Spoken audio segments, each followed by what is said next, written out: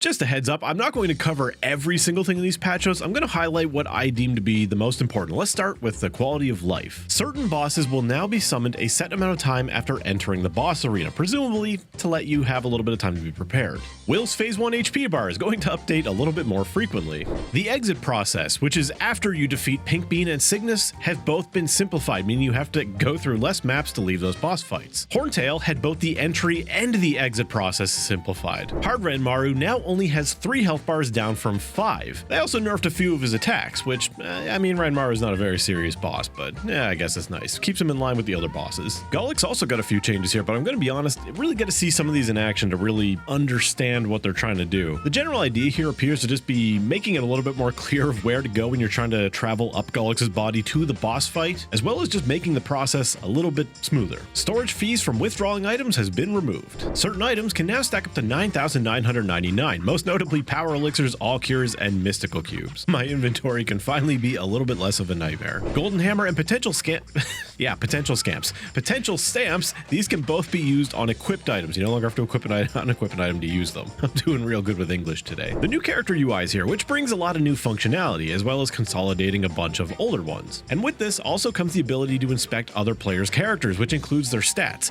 equipment, skills, like their link skills, but also apparently their 5th and 6th job skills, as well as their decorations like their outfits on their androids and as well as on themselves. And of course, in an effort to make things a little bit more understandable of how powerful your character is, they added a new stat, combat power, which is a fixed number that can be easily used to compare and contrast the growth between different characters. We also have the ability to see new stats thanks to the character UI, such as normal monster damage, cooldown not applied, cooldown reduction, additional status damage, weapon mastery, ignore elemental resistance, and even bonus experience. But most importantly, we're actually going to be able to view our damage range under different circumstances, such as whether or not we're attacking a normal or boss monster. This is absolutely huge. Never before have we really been able to see in-game just how effective those stats are. And this is honestly pretty huge, especially for newer players who typically have a harder time understanding the idea of a fake damage increase, especially when you're potentialing an item and you get damage percent over attack percent, and sometimes the damage percent looks a little bit better than it actually is. Sadly, I don't think this will have anything to do with the damage increase that it shows you when you're potentialing an item. However, having something in game to show just how significant your boss damage percent can be will be a learning tool in of itself. So wonderful. That's amazing. You can also see a stat's current and applied values by clicking on it. This is really good for when you want to know just how much base of a stat you have that is being inflated by all your percent increases. However, you cannot see this stat for other players, only your own.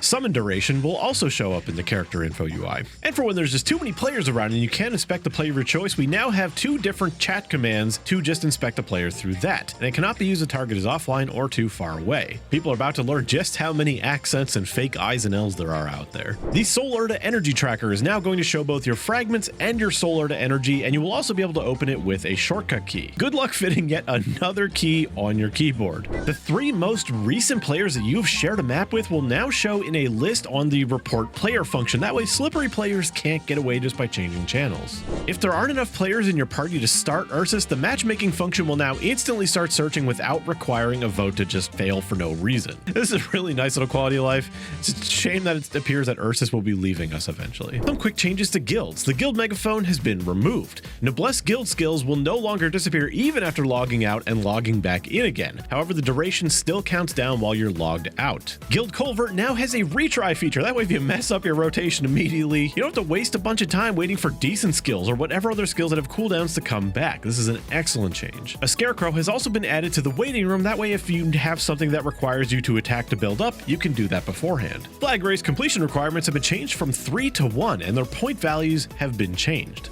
On to profession changes. Non-reboot servers can now learn every crafting profession as well. Max fatigue values for interactive worlds have been changed from 200 to 500, and for heroic worlds has been changed from 300 to 600. Fatigue also no longer refreshes hourly, and we now just get 1 huge chunk per day. No items in crafting have cooldown anymore. WAP users can now rejoice. And finally, crafting profession mastery no longer decays. No longer will we have to throw resources into the void just to maintain our level. Grand Spell Essence will now drop more often from mobs. This one is the opposite of quality of life, but it is worth mentioning because it's pretty significant. Players can now only mine or harvest a bunch of like legendary veins, gold veins, stuff like that when their character has defeated 1,000 or more mobs in the day. And Strength Potion X recipe and Intelligence Potion X recipe now require juniper berry flower oil instead of juniper berry seed oil. well. If you didn't know, that was a competing item with wealth acquisition potions, which really sucks because you have to choose between power or those, and if you're like me and you're too lazy to do threads of fate to make them easier to get, this is a great change.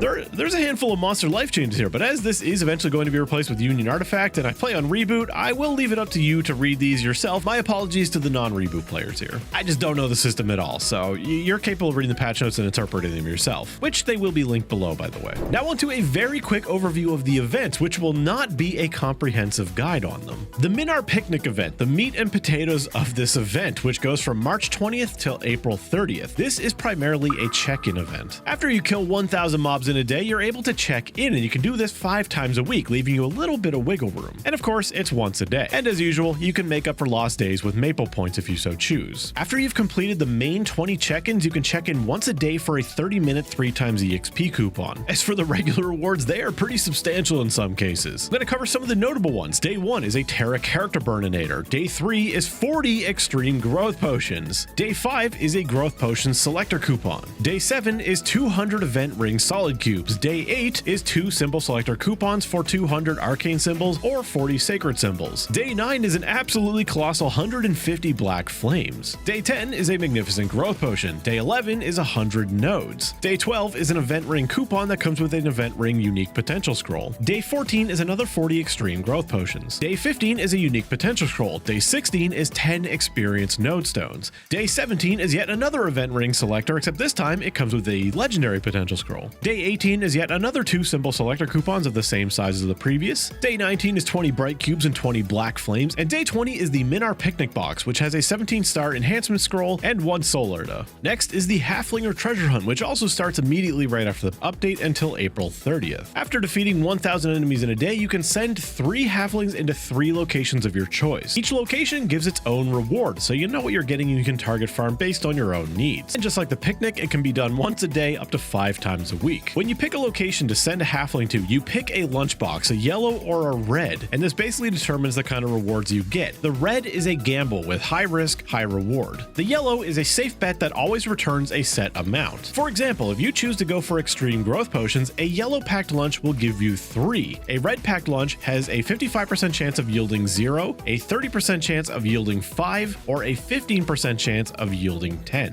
Halflinger Pinwheel play is your typical event map wiper thing, where you kill monsters, build up a gauge, and then a map wiper starts, granting you bonus experience. Let's hope this is nearly as good as the otters were from Identisk. And of course, keeping in the tradition of past events, when that event ends, it starts yet another map wiper one, which is more of the same that you are used to. This one picks up on April 10th when the last one ends and carries on till the 30th. Let's get into an exciting one, or potentially a nightmare, depending on your feelings of these type of events. The Forest Blast. This is very similar to what we had in Identisk, where we controlled different classes of otters. As usual, you can quick start or party play. This can be played up to a party of 4, and there are 4 unique dragons to choose from, with no duplicates able to be chosen. Clearing a round of this is going to reward you with 1,000 experience vouchers, just like the previous events, and you can get this up to 3 times a week. The character you do it on doesn't matter. It's who you redeem the experience vouchers on which matters. The experience these vouchers give scale all the way up to level 260. Once a week, you are going to be able to complete a research quest. The reward for this is going to be a little dragon outfit. There are 5 outfits in total: a white, a green, a yellow, and a blue. The final outfit, the black one, is obtained through a hidden mission. Then of course there are cumulative rewards for how many times you received the EXP vouchers. 3 times gets you a symbol selector coupon worth 500 arcane symbols or 100 sacred symbols. 6 times gets you the Abyssal Harp mount coupon. 9 times gets you 10 experience node stones. 10 times gets you a magnificent growth potion, and that's the end of the cumulative rewards. The next event also starts right away on the 20th and goes till April 30th. It is called Drop the Acorn and is essentially Punch King, or more accurately, the Coconut Smash event that we just had. However, is it as rewarding as the Coconut Smash for experience? I really hope so. The experience is the only reward, and it is claimed on the character that you complete it with, so make sure you do it on whoever you want to get the experience. This time, the experience can only be obtained by 1 character weekly per world. And lastly, here is the Make Bracelet event. This one does not start right away and starts on April 17th and goes till April 30th. You basically collect beads. You are completing a bracelet, and you get beads by checking in. You check in by completing 1 of 4 activities, all of which are pretty easy, and if you're doing the other events, you are likely going to just get it done anyway in multiple different ways. Unlocking a bead in the bracelet will allow you to claim its reward, and there are 10 rewards total. And just like before, I will go over some of the notable rewards. The first bead is 150 nodes. Third bead is a simple selector coupon of 200 arcane or 40 sacred. 4th beat is 5 experience node stones. 5th beat, a growth potion selector coupon. 7th beat is 20 extreme growth potions. 8th beat is another arcane symbol selector coupon of the same size.